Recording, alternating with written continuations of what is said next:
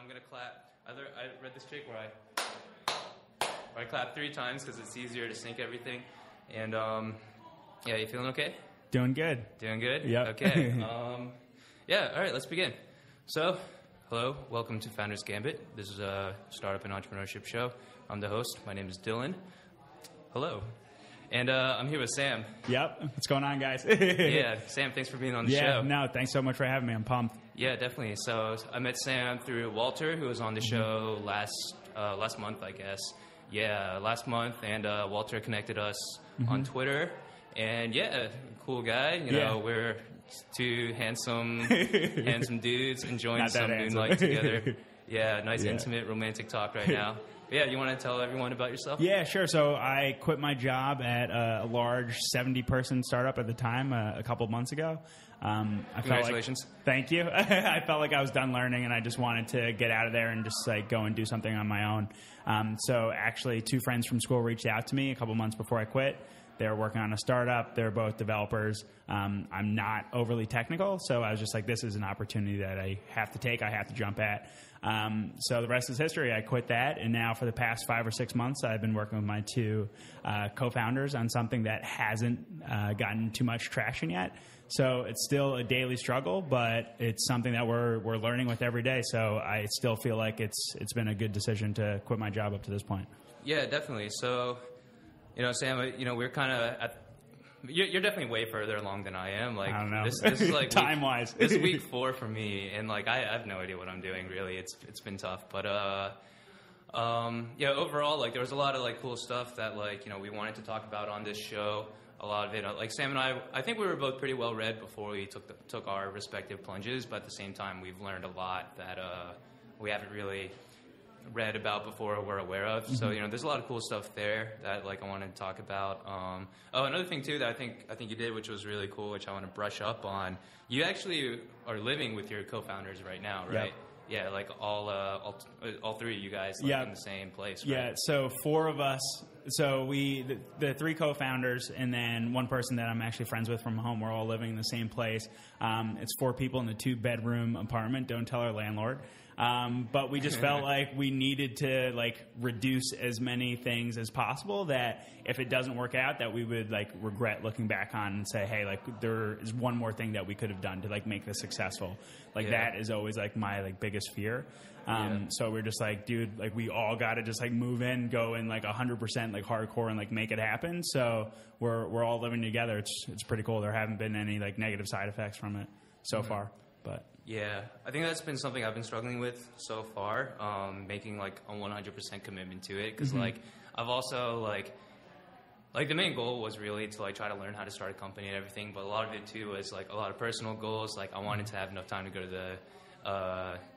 the gym whenever I wanted, not just during like certain hours. Set hours. Like, yeah, like because there are certain peak hours, and then during the day you wouldn't be able to go because like you're at work and everything. Like I wanted to be able to. This sounds really stupid, but it was like really important to me to be able to go to the gym like at like whatever time I wanted.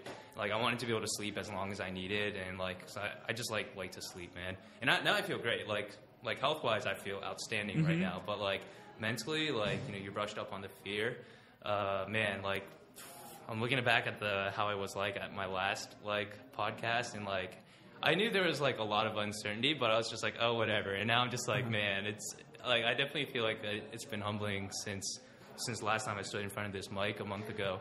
Yeah, it's been tough. I like had a lot of ideas invalidated. Like since we first met up, I invalidated like several more ideas. Right. I think, which is cool. That means I'm not working on them. That's great. But overall, saving yourself some time. Yeah. Yeah. That's cool and everything. But were we talking about how like now that we're like on our own, there's nobody to tell us like what the right thing to do is anymore, which is like that's exactly what I wanted, but that's a lot harder than I realized it would have been. Like trying to figure out like what is actually a proper use of time and everything, right? For sure. I mean, well, so first talking about the workout part, Like, I was going to send out a tweet the other day. I didn't end up sending it out, but I was going to say the best thing about working on your startup is being able to work out whenever you want and being able to listen to music out loud without headphones on whenever you want. Like, it sounds like little things, but, like, those are, like, two, like, huge things for me. Like, I love being able to, okay, like, I wake up early, I get a ton of work done, and then it is, like, I'll wake up at 5 to, like, start working. And then I get, like 3.5, like 4 hours, like, straight, like, work done, and then 9 a.m. rolls around, and that's where everyone's, like, normally, like, rolling into the office. Like, that's when I'm working out, because that's just, like, how my brain works, you know? I'm not going to be able to be as productive at that time, so that's when I'm going to go work out. And, like, because of social norms, whatever it is, you'd be super awkward if you're going to the gym at 9 a.m. instead of going to work, you know? So, like, that is a huge benefit that people, like, don't even think about. It's something small. And then as far as, like, fear and stuff like that, like, 100% agree with you. It's super stressful that you're never sure, like, am I working on the right thing, right? Like, I still don't know. Like, today, like, I spent a lot of time, like, doing stuff, and I, like, set, like, a goal, like, the night before to say, like, this is the goal I need to accomplish, like, at the end of the day.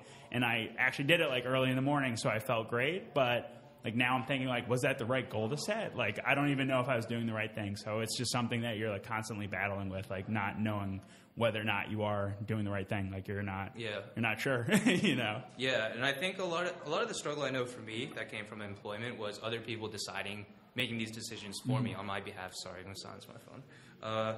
Silence. There we go. All right, so, there would be other people to make these decisions for me, to tell me how I should prioritize my time, and I would be like, I would disagree. I would disagree with them, and I would prefer to do things my way, and then I would end up having to concede. And I think, like, usually I turned out to be correct, but like in the end, like, you know, I was just unhappy that I wasn't empowered to make that decision for myself. Right. But now that I am empowered to make that decision for myself, it's like, okay, the people who were making those decisions before me, like, they may or may not have known what they were doing, but I'm not really so sure I know what I'm doing now either. So it's like I have exactly what I wanted. And I guess exactly what I wanted with this kind of decision-making power to decide like what the correct thing to do is difficult, given that there's so much that I don't know, and it's daunting. It's like I think one thing I've learned recently is so you know, as a developer, as like a product-oriented guy, there are a lot of strong opinions floating around this head about how to solve problems and everything. But ultimately, like a business is about like. Not just the solution. So like, you know, as a developer, I'm more about the solution, like how to actually create solutions. But like there has to be a problem that you have to solve. Right, at all, solving human problem. Right, right, and that has been really, really tough. Like I'm going around being all like, oh, like, you know, this is how I like to do project management. This is how I like to do. This is how I like to organize developers. This is my ideal designer-developer relationship. Like this is how I think business specs should be laid out and everything. Like I have like all of these like very specific ideas backed by empirical like actual experience. But none of this actually matters because I don't have like specific problems that I'm. You haven't gotten to that point yet where like you need to like set those certain systems up yet. Because if you don't have the problem that you're solving, like the best product management team, the best like development team, like it doesn't mean anything. Yeah, you know? Yeah, totally. Yeah. And shoot, man. Like, you know, I made a big deal out of like wanting to be like a solo founder and everything, but now all of a sudden it's like all of these other problems that I was interested in solving before, like a lot of my ideas before were invalidated because of either I just didn't understand the field well enough, or that's really what it came down to. I just didn't understand the field well enough. Like I think like a lot of my ideas people were excited about on the surface, but then when it came down to actually talking about like, okay, like you have to pay me money for me to start like working on this, since I wanted to get paid on day one of actually building out the solution. Then you know, we get into like specific details of like how everything should work, and that's where things would fall apart. So like on the surface, everything looked great. Once we get below the surface and delve a bit deeper, things would fall apart. And then I would definitely say I lost a lot of confidence in. Well, I lost a lot of confidence, like, in general. But period. Like, right? Yeah. But especially in, like, thinking, like, you know, that there is this field that I could probably get into and, like, solve some problems in. Like, I'm not so confident about that anymore either. And, yeah, like, I'm kind of feeling like There's a lot unknown, which is great. Like, overall, like, I think I prefer that. But at the same time, it's... I think I can feel the clock ticking, even though like I saved up money pretty aggressively, and I think I have a pretty good runway. But I definitely feel the clock ticking, and there's some stress. Okay, I want to talk about the ticking clock, but before, so like when you are like you have that like moment of just like horror when you like lose confidence when something happens that like makes you like unconfident. Like, what do you do at that point? Like, how do you deal with the confidence? Like, do you do something to like spin it into something positive, or do you let like the fear like consume you for like a moment? That's a good question. So on my blog, I talk a lot about like knowing your emotions and everything. So I try my best to be in control of my emotions. Like, I'll try to just accept it rather than be consumed by it. And like, I think it's fine to like acknowledge that you're afraid, but it's not okay for the fear to actually control all of your actions and everything. So like right now, I think I still have a plan, and I'm still going about the plan and sticking with it. Maybe there might be a second thought, but like overall, like I keep on telling myself if I insist that I need to receive money before I start coding, then I'm pretty sure things will work out eventually.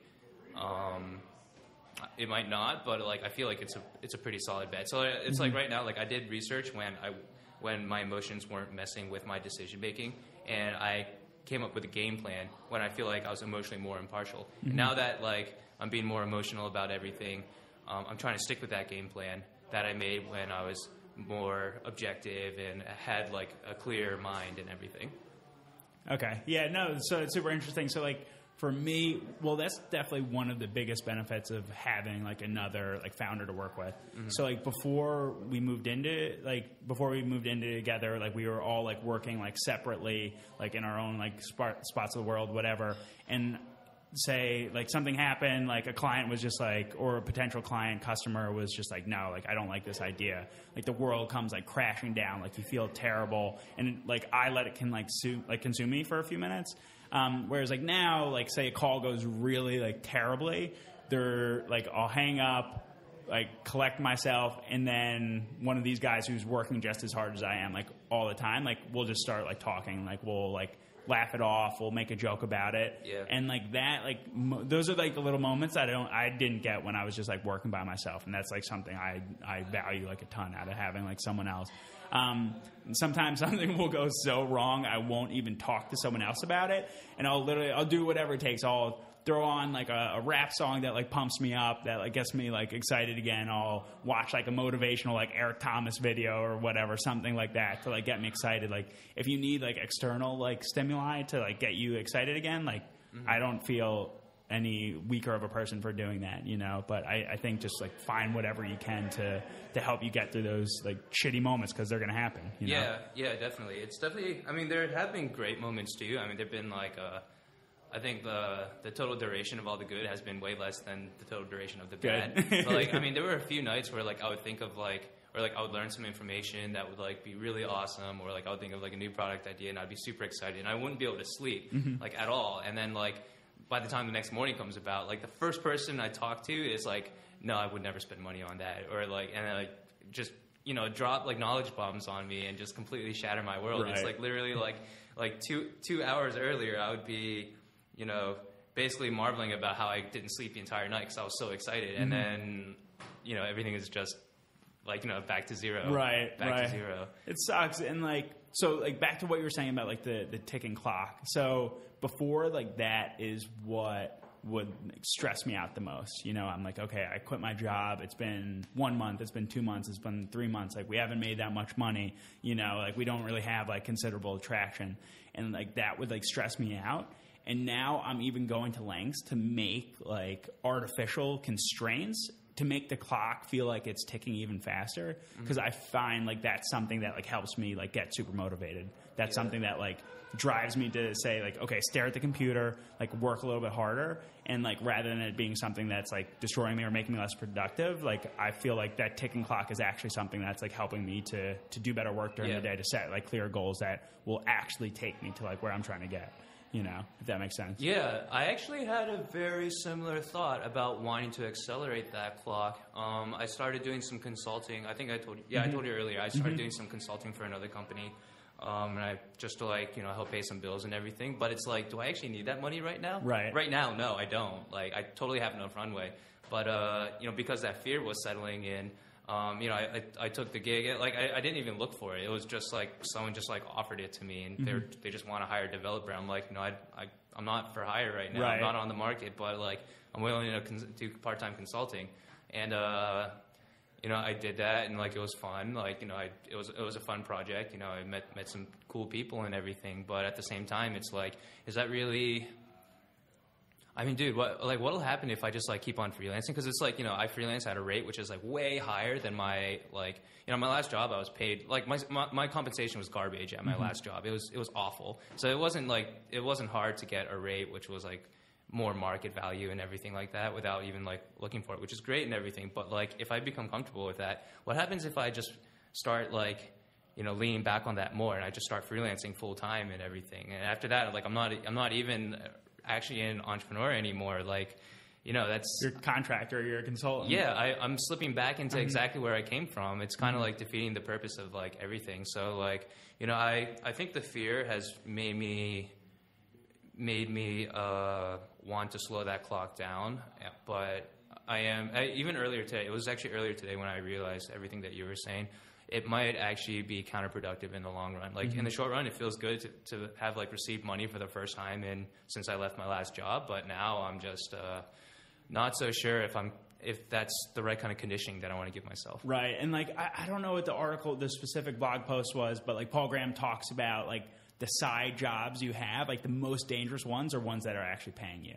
Right, like stuff that you're doing on the side, if it's paying you, it's going to take away from like whatever it is that you're working on, like for the startup. So like even if your runway gets reduced because you're not taking like outside money, I think his argument would be like, that's great. Like have a shorter runway, like create more pressure for yourself. That's going to get you to like having more like tunnel vision and like go like in the direction that you're going in.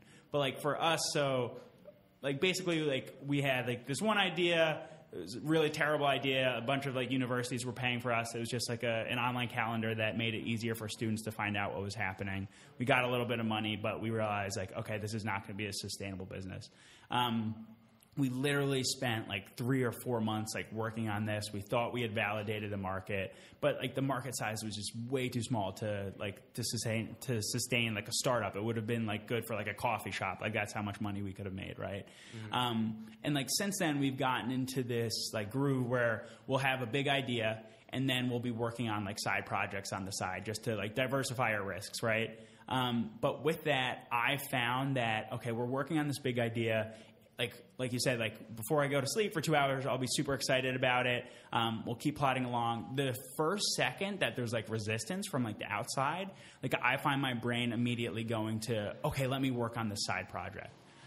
We're also working on this other stuff. So rather than me like finding ways to like charge through those hurdles, I'm making an excuse to, okay, this is a great time to go and work on something else. And like, I think that's super dangerous. So it had been happening for a while. So one of my co-founders and I, like we finally had a conversation the other day and I was like, dude, listen, I think we need to be focusing like 100% on one thing, set like these crazy goals for ourselves that are actually like meaningful. So like one of my biggest fears right now is like I was saying, I quit my job a few months ago because I don't at this point in my life like want to be like working at a larger company that I'm not like directly responsible for like the creation of.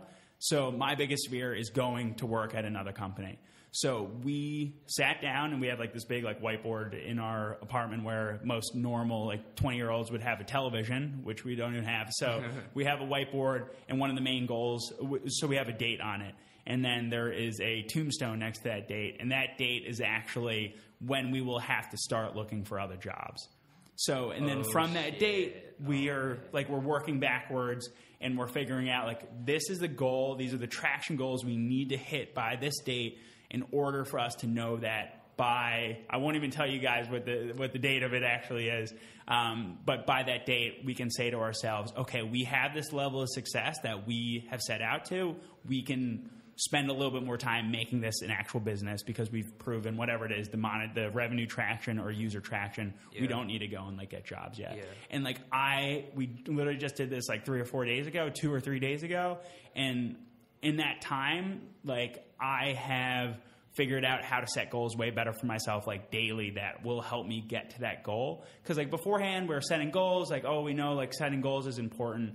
But like unless you have that like fear or like something that like grounds that goal and like in reality that shows you like this is the goal you need to be working towards. It's something that just like dissipates and you're not sure like what you're working on is valuable, like we were talking about before. But like now I know this is going to keep me away from that thing that I'm like so afraid of.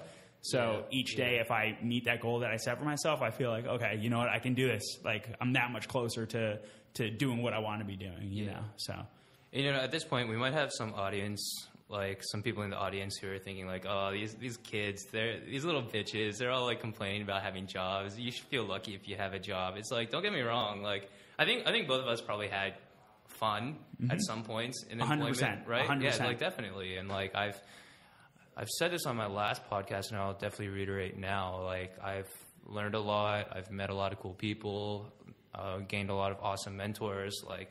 And everything, but like in this stage of our lives, it's a really, really bad idea, right? Like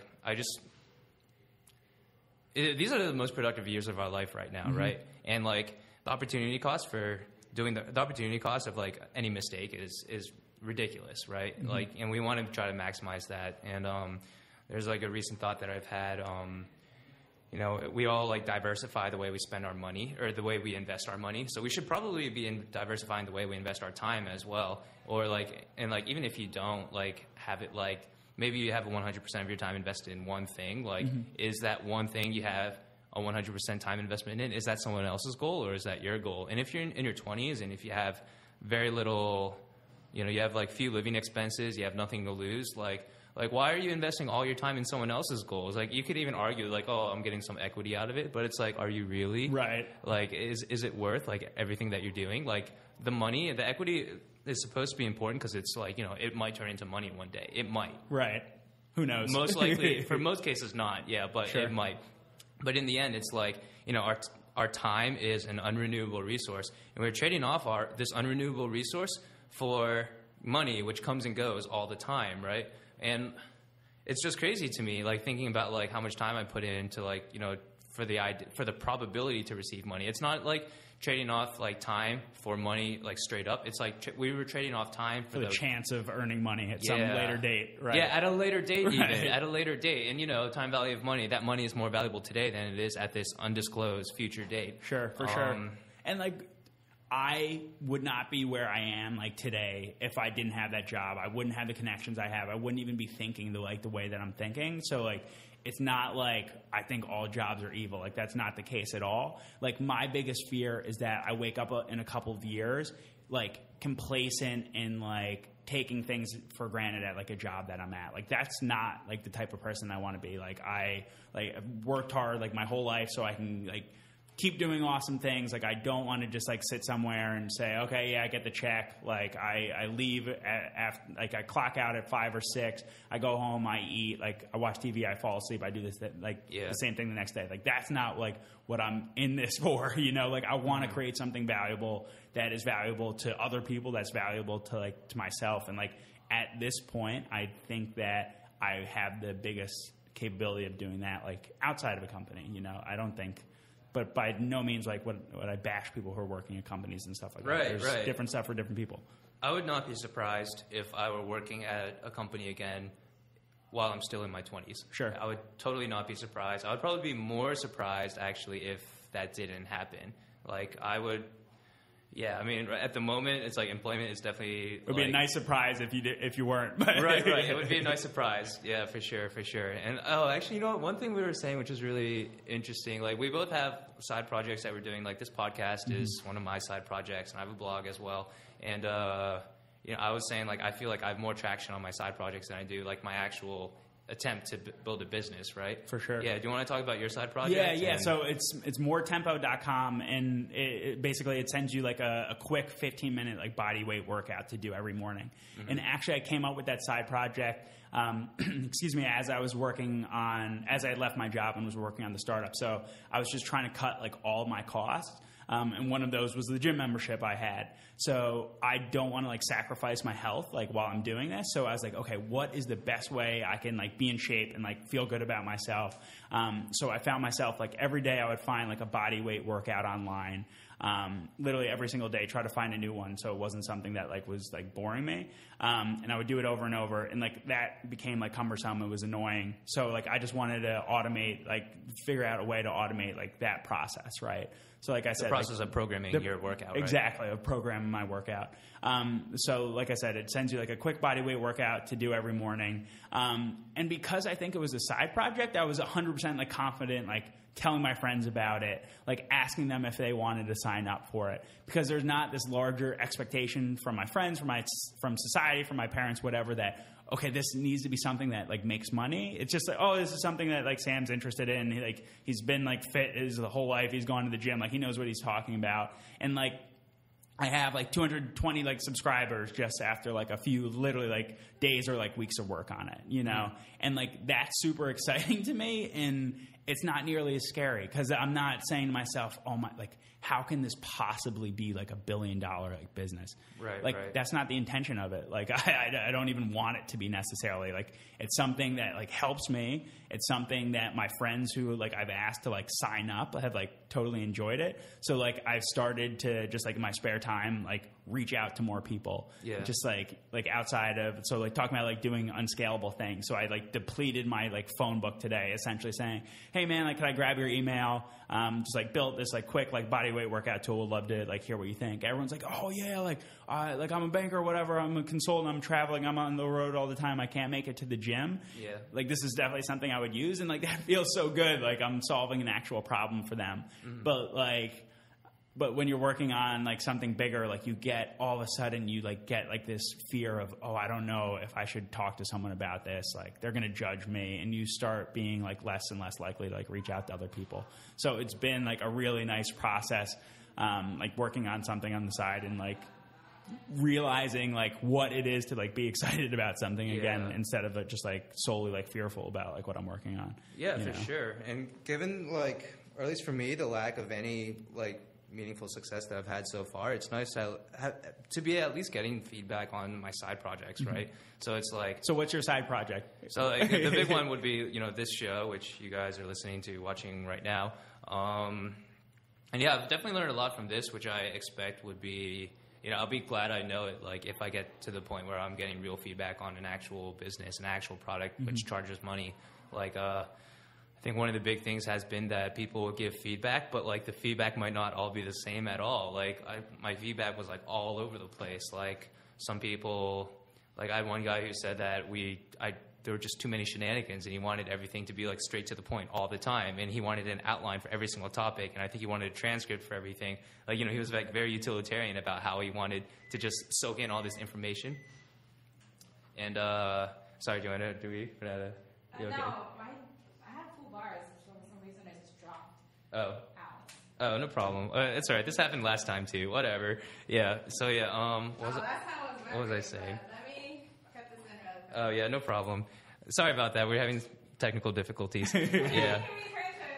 Yeah, but what was I gonna say? Oh yeah, so there was feedback. This guy had like all of this, you know, feedback. It's like, okay, that's fair. That's what you wanted out of this show. Then there are other people who are like, oh yeah, these guys were so funny. Right. And you weren't as funny, but you were okay. And people were just like a lot like happier with the level of casual kind of like conversation that we had. Yeah. We're back. We're back. Okay. The video is back. Good. Yeah, so there are all these people who are coming in with like different things that they wanted out of the show. That was interesting to see. There was a lot of like specific feedback about the camera angles. Like at first, I was getting like a lot of bad feedback saying that they wanted, you know, fixed cameras. They wanted it to be like the Joe Rogan experience or like a newsroom or something like that. And it's like, you know, I was purposely not doing that because I would have to get multiple cameras. I would have to spend way more time editing and everything. And I just didn't want to do that. I just didn't like it, like, frankly. But like, you know, in the beginning, for some reason, like all this feedback came back. First, it was like more negative feedback. And then I started like talking about it with people more. And it was like, no, actually people like the way it was, right. But for some reason the order of the feedback that I was receiving it in was like all the negative feedback first, and then all of like the positive feedback later. So then that was something interesting where people are always talking about you should iterate on your feedback as quickly as you can. If I would have done that, I mean, my cadence for the show is once a month. I release a new episode every month on the 15th. Like that's it. if I were to release a new episode like as quickly as I could every time I received feedback, then like I would have missed out on all of that, you know, positive feedback that came after the negative feedback. And the thing is with negative feedback too, like if it just totally sucked and it wasn't worth anyone's time, you wouldn't get any feedback at all. You know, Yeah, like that's a good people point. just wouldn't say anything. They're like, oh my God, like this is terrible. They hit X and they're done. They don't want to waste time like giving you feedback. Like even the people, like I'm sure if they gave you like the nastiest like comments or reviews, like they found something in it, like whether or not they'd admit to it, like they found something in it that was like worth like their time. Yeah, You know? that's a good point. Yeah, you look at it like even like YouTube videos, like some of the worst trolls like on the internet, right, are on YouTube, right? But it's like if you're commenting on that shit, Right. something drew you to the right, video, right? You're here for a reason. Right, yeah. right. Like the worst feedback really is like I don't know. It's like you watch for like 2 seconds and you leave, right? Exactly. Yeah, and I'm sure that's happened for Right. this show, but Right. I mean. You know, like so that was interesting. That was definitely really interesting feedback. Just realizing that people expected different things out of the show, and like realizing that I think like everyone's feedback was valid, but I wasn't going to be able to address a lot of it. Like a lot of it was because like I have a budget, and I just can't spend money on another camera, Right. or like you know I can't spend too much time on it. And a lot of it too, I think, just people wanted to start to push the show in one direction or another.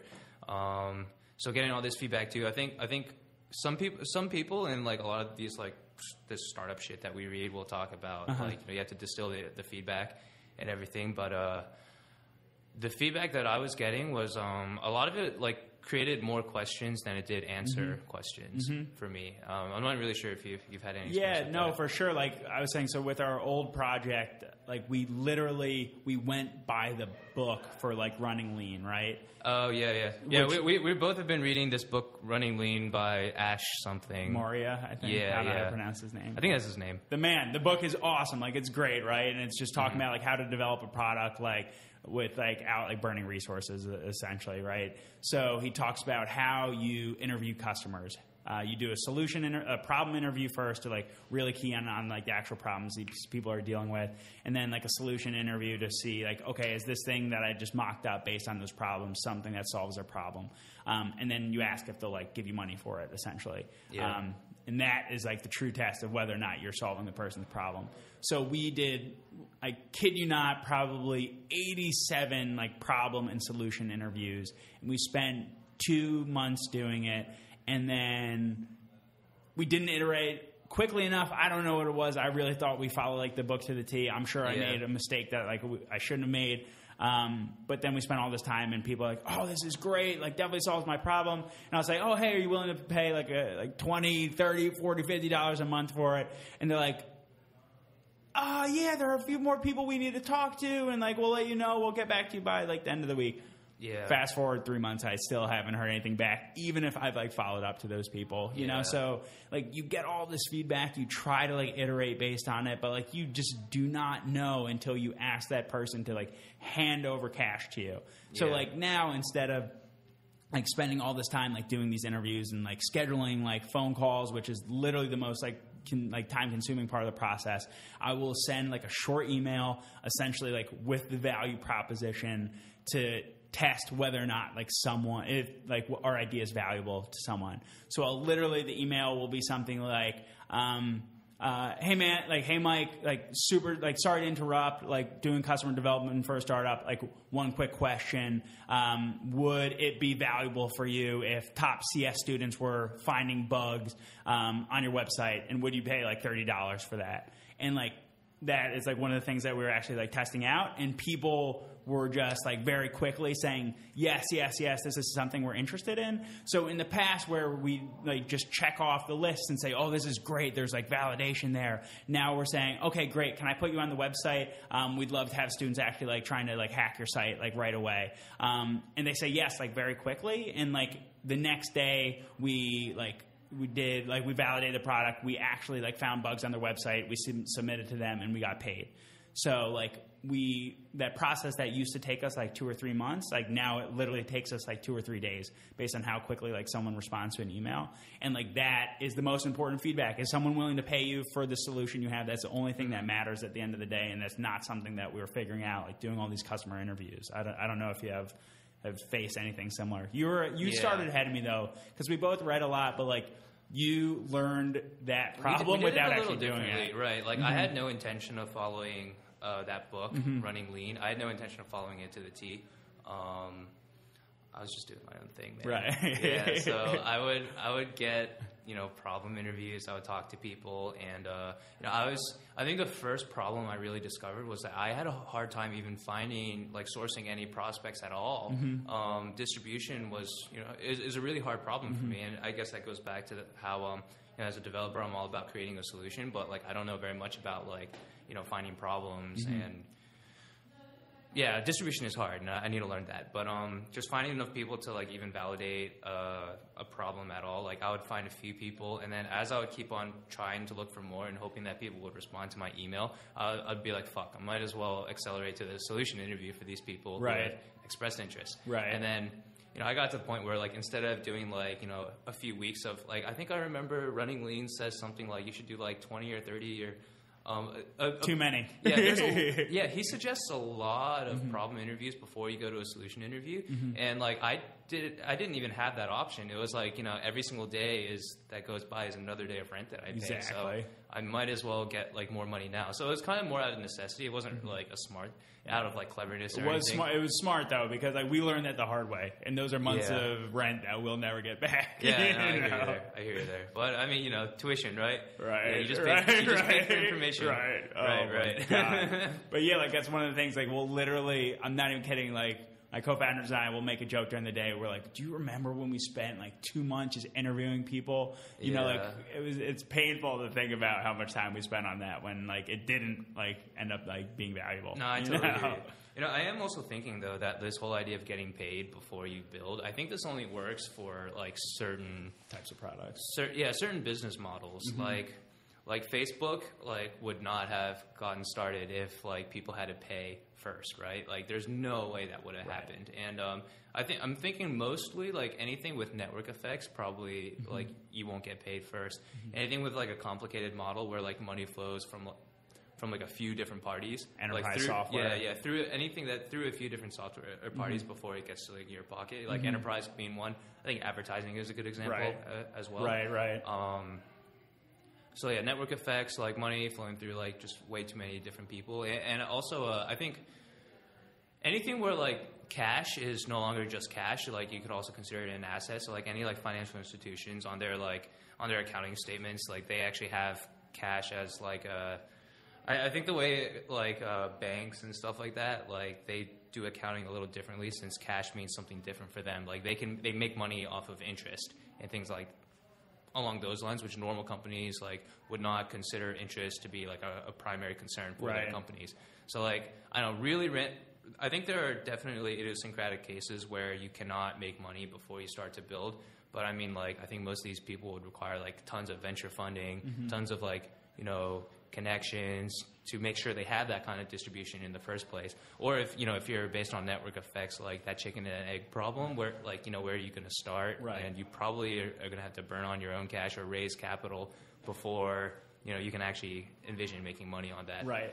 None of those sound like ideal startups for first time entrepreneurs, and one of the things, again, I was talking about this with my co-founders the other day, was our initial idea was this huge thing. Let's a huge market. Let's go after this. Let's make this happen. Whatever.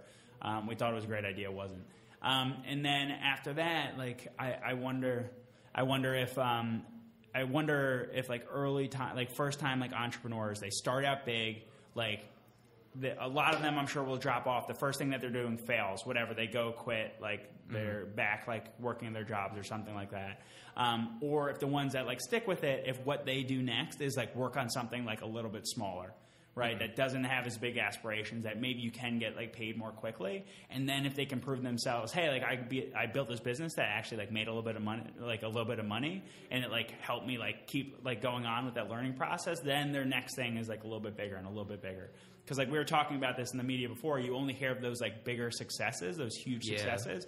I'm sure so many of the guys that and girls that we read about that have created massive businesses, not only have they failed at previous startup attempts, but they've also probably had super small startup attempts that would be failures by VC scale and stuff like that. But that's something you never really hear about. You know? Yeah, for sure. We're going to take a quick break. We'll be right back to continue this conversation.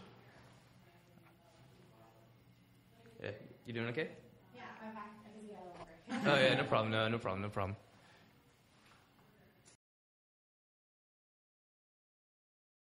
Yeah, we'll do. Do you want to do the clap this time? Sure. All right, just 3 claps. Fantastic. And welcome back. All right, so we wanted to talk about. I mean, we're actually about to wrap up pretty soon. I think we'd like to keep these shows within an hour, but we wanted to spend some time to talk about the future, particularly in the next month for us. What we're hoping to accomplish, what we might be afraid of. I know for me, I just want to be able to hopefully get some validation for some market gaps that I'm interested in. Like I'm interested in B2B. So I would like to start talking to some businesses, even businesses that serve other businesses. Like B2B2B would be pretty cool too. But there's a big distribution problem with that. Like, how do you access that? How do you actually make it so they want to get to know me and everything? Right. I don't really know.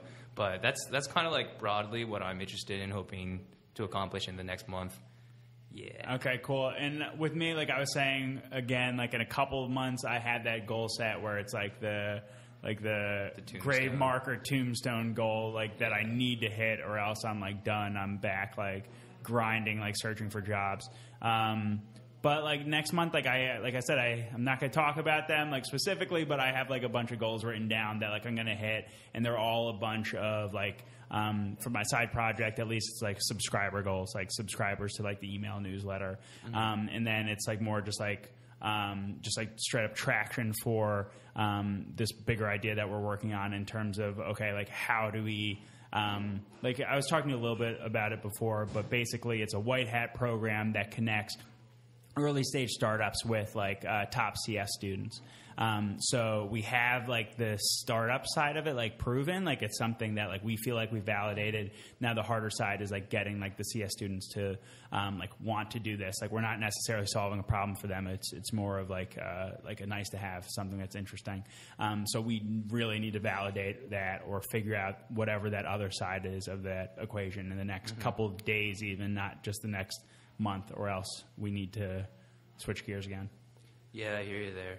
Shoot, man, that's making it sound like you have a lot on the line, making the clock tick really fast. Well, a few days. Yeah, dude, if I had to pick something to accomplish in a few days, just given that nothing's really worked out very well for me so far, that's pretty stressful. I wouldn't expect to hit that goal. Yeah, and actually, you mentioned that you have benchmarks or you have goals for your side projects too. That's really smart. I don't have goals for really my side projects.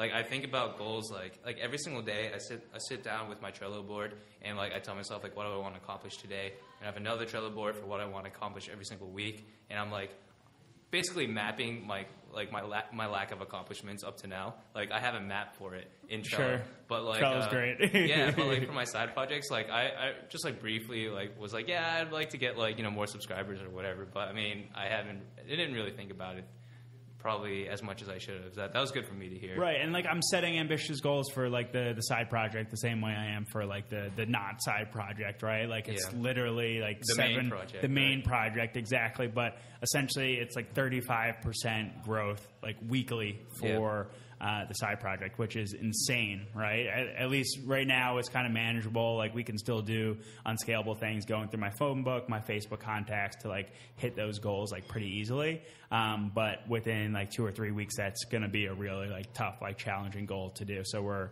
testing out SEM, SEO, engineering is marketing, all these other traction channels that learned about in this traction book, which is pretty awesome, But I'm setting those goals for myself, and if I hit those goals for okay, so actually rather than just talking about those specific goals, if we hit those small goals, it will show to us that the side project is not just a side project, and that could be something worth working on instead of going back to the typical job market. And we have a goal that would essentially prove that to us. And that goal would essentially be covering our costs as far as food and housing and stuff like that. And if we hit that, it's something that we're going to spend more time on, work on. And that's why we set those specific goals. They're not just these meaningless goals, but something that would keep us closer to what we want to be doing. Yeah, definitely. I just thought of another goal for myself. I would like to make more goals, basically, exactly as you were saying. Like, I feel like I have, like, very broad ideas for, like, what I want to see, and I have broad ideas of the emotion I want to feel if I accomplish them, but I'm not, I guess the whole idea of, okay, no, never mind. I was about to say, like, the whole falsifiable hypothesis that, like, people always talk about with the lean methodology, but I think just bringing about an extra degree of specificity to my goals is probably a good idea, and I'm not really doing that right now. Like, I think my goal I'm in week 4 right now, and I think my goal for week 4 was literally just come up with and attempt to validate more product ideas. Like, that's it. Right. That was the entire goal for, like, week 4. Open-ended. Yeah, it was, like, really open-ended. It's like there is no way for me to, like, when you look at that goal, there's no way for me to tell if I hit that goal or if I missed it. Sure. Right? Like, it was so open-ended that, like, literally I can just, like, kind of just think about it, and, like, that could fall under, like, a successful week, given that was the goal I set for myself for that week. So that's something I should work on. Another thing, even though I feel like I'm being pretty realistic with, like, how I'm doing, and I definitely don't think I'm doing that well, but I think my spirits have been, it's like I'm not deluding myself into thinking that I'm doing great, but at the same time, like, I'm, like, still doing pretty chill. Like, I'm not, like, super stressed out. Like, I have my stressed out moments, but I think overall I'm at, like, an average zen kind of state, which is nice. So I'd like to keep that up for the next month. And I'm not an average state. I am constantly, like, fluctuating. And, like, it literally depends on those goals, though. Like, today, I was like, I had it written down on the whiteboard. I said, grow moretempo.com by 7% today. And that was actually super useful because I had a bunch of tasks that I wanted to accomplish, some that would have been way easier to do than others. But I was like, I need to do whatever is going to get me closest to that goal, like, as quickly as possible. And literally by 9:30 a.m., like, I had accomplished that goal because I did the thing that I was least looking forward to that I wouldn't normally do another day if I didn't have that goal, like, set. I would normally just say, okay, you know what, I can do that tomorrow. I can do that later in the afternoon, and it would never end up happening. But if I'm hitting those goals, like, I'm happy today. I'm really happy. I feel, like, relieved that I did that. On another day, like, I'd be super frustrated at the end of the day if I'm like, you know what, I didn't set a good goal for myself today. I was just, like, running. I was a hamster running on the wheel today. I didn't get anything done, So, like, my, like, recommendation is, like, if you can sit down every night and figure out, okay, what is the goal that I need to accomplish? Why do I need to accomplish that? Like, what is it going to get me towards? If you can write that down at the end of every night and, like, what you're doing, like, starting in the morning, like, you're 10 times, like, further ahead than I was 5 months ago. Okay. Got it. Yeah, right now I've been writing down my daily goals in the morning. Like, I'll wake up, eat breakfast, and then, like, as I'm eating breakfast, I'll just be, like, typing in my shit and Trello. Like, this is what in my to-do, like, list, like, this is what I'm going to do today. Right. And, usually I do it, but, like, the sum of everything hasn't really been that great. Like, I really need to reevaluate the way that I'm setting goals because I'm not happy with what I've done. I mean, I'm not surprised, thankfully. It's good that I'm not surprised. But I don't foresee my current way of going about it to lead to a different result. Like, I'm going to have to change my method, I think. I mean, that's a huge realization, right? Like, if you're able to say, like, I know what I'm doing wrong, I know what I need to change. Like, again, like, your learning speed has definitely been faster than, like, mine up to this point. I feel like now I'm finally able to realize what I'm doing wrong and, like, learn from it and, like, change it quickly. But I feel like you're doubting yourself to, like, a certain extent, but at the same time, your ability to say, hey, this doesn't feel good, and be able to act on it. For me, it's more like, I don't know if this feels good or not. Whatever, I'll keep chugging along and keep doing it. I don't know. I mean, I appreciate the kind words, but I think you're giving me too much credit because, like, literally on this show, you're telling me how you set goals, and, like, if I didn't hear that, like, I knew I wasn't getting anywhere, but, like, once I heard the way you were doing it, it was like, oh, so, like, I'm benefiting from learning from your mistakes, which, thank you personally. Of course. But, I wish someone else had told me. Someone probably did, and I didn't listen. How many times did we not listen, right? Yeah, but so that's good to hear.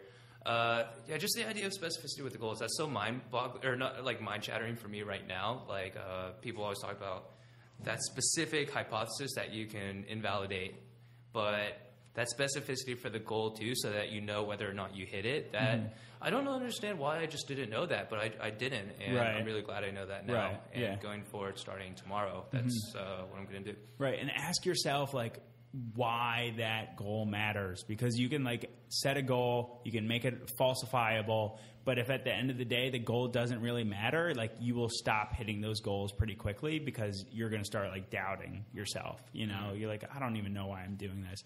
But if you can like take a little bit of extra time to figure out this is why this goal is actually important, like I think it will help you like optimize like your ability to be able to actually hit those. Okay, cool. Yeah, so you know what? I think we might be ready to wrap it up. Sam, do you want to tell the audience how people can learn more about you? Yeah, and your well, projects? first of all, Dillon, this has been absolutely awesome. Hey, guys, thanks, by the way, for looking at my ugly mug the whole show. But no, this has been great. Thank you so much for having me. It's been a lot of fun. I'm learning from you as much as I hope you're learning from me. But I'm on Twitter at Sam DeBrule, SamDebrule, samdebrule.com. I blog about like startup life and like the human side of it, and moretempo.com. If you guys are out there working hard and you need to get a quick workout in every day so you don't feel like a lazy piece of shit, go to moretempo.com, sign up for the email. That would be awesome. So yeah, definitely. And again, I'm Dillon. You can find out, like my blog is at dillonforrest.com/startup. What is this? Are we out? No, look at the camera. Oh, is it off? No, I can't tell. Oh, look at the camera. Sorry. Joanna and I are still working on our communication. Yeah, well, anyway, yeah. So my blog is at dillonforrest.com/startup. This podcast is, one of my big projects too. If you guys have made it this far, first of all, thank you. Second of all, I really, really need feedback, and would really like to expand my audience. So if you have any feedback, anything you liked or you didn't like, please email me, foundersgambit@gmail.com, or you can tweet, or if you have my personal email, go ahead. Yeah, and if you have friends who you feel like would enjoy this show, please share it with them. I would really appreciate that. And lastly, to know when I come out with more episodes, you can go to foundersgambit.com and sign up for the mailing list. All I do is email you when I have more episodes. That's it. And yeah, that would be great. That would make me really happy. If you're watching this on YouTube, please click the like button if you liked it. If you didn't like it, click the like button anyway. Yeah, that'd be great. But yeah, thank you. Thanks for your time. Appreciate it. See you next time. That was super awkward, but oh well. You always like